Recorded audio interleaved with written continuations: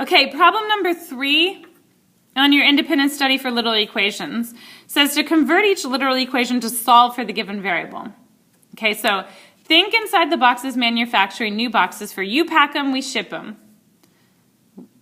Okay, you pack them, we ship them, told think inside the box that boxes must have specific volume and area. However, you pack them, we ship them did not specify a height for the boxes.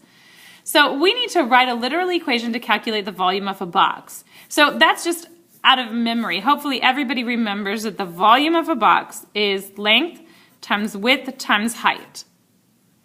And now they're asking us to convert. So right now we have a literal equation, but it's solved for V. It has the V all by itself. Here it wants us to convert the volume formula to solve for height. It wants us to get the height all by itself. So what we need to do is we need to undo what's being done to the H. We need to look at what's being done to it and undo it. So volume equals length times width times height. Right now, height is being multiplied by L and W. So to undo it, we need to divide by L and W. But what we do to one side, we do to the other. So what we have over here is just V over LW, V divided by LW. And what we have over here, these cancel, so we have H left. So now we know that height equals volume divided by length times width. If we divide length and width into volume, we get the height. Now we can use this. You pack them, we ship them, specify the volume of the box must be 450 cubic inches, and the area of the base must be 75 square inches.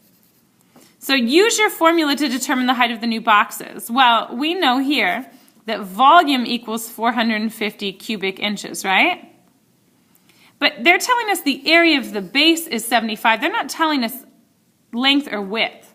But the thing is that if you remember, length times width equals area, right? So another way we can think of this is height equals volume divided by the area of the base, right? The length times the width. So really, we could just do 450 divided by 75. If we did 450 divided by 75, that's length times width, we're going to get the height that needs to be the height of the new boxes. So I'm going to leave the rest of that problem for you to finish for your independent study. We're going to move on to this one. The volume of an ice cream cone is the measure of how much ice cream a cone can hold. An ice cream cone company wants to make an ice cream cone with a larger radius that still holds the same amount of ice cream. So write an equation to calculate the volume of a cone. Hopefully you guys remember that volume of a cone is equal to, first we need to find the area of the base. The area of the base is pi r squared, because that's the area of a cone base is a circle. Then we need to multiply by the height, right? How tall the cone is. So the radius and then the height. Now this would be the volume if it were a cylinder, but it's a cone, and a cone is a third of the volume of a cylinder, so we need to take a third. Now that's just remembering or knowing or using your Google search if you can't remember. So that's just a simple memory exercise or a research exercise.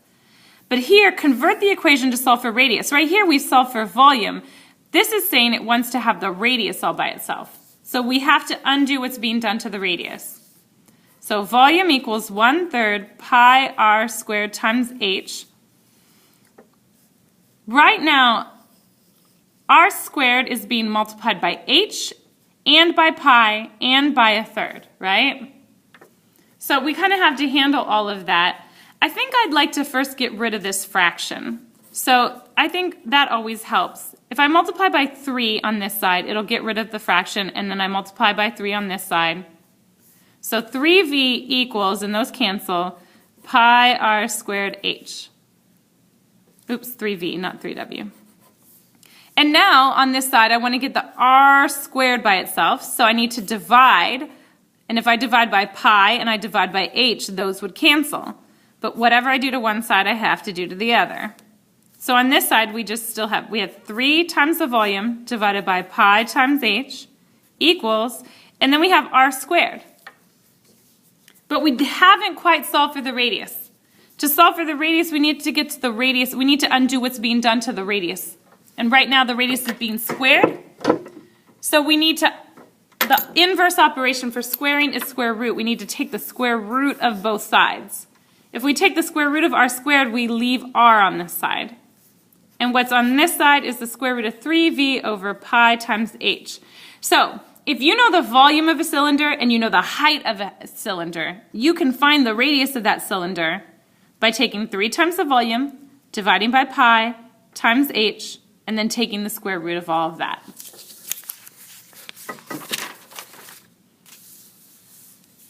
Okay.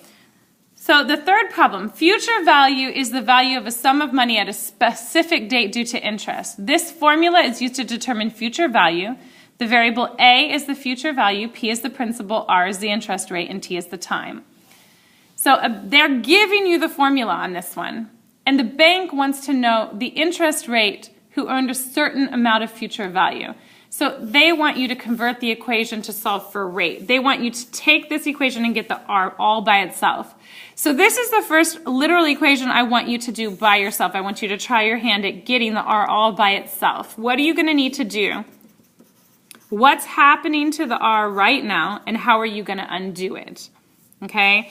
And then after you're done with that, use your equation to plug in this information. If she deposited $5,000 in an account, that's the principal, right? And she plugged it in 10 years ago, that's T. And it now has a value of $15,000, that's A. Right? A is the future value, 15,000. P is the principal, 5,000. Principal is the initial value. And T is 10 years. T is the time, 10 years.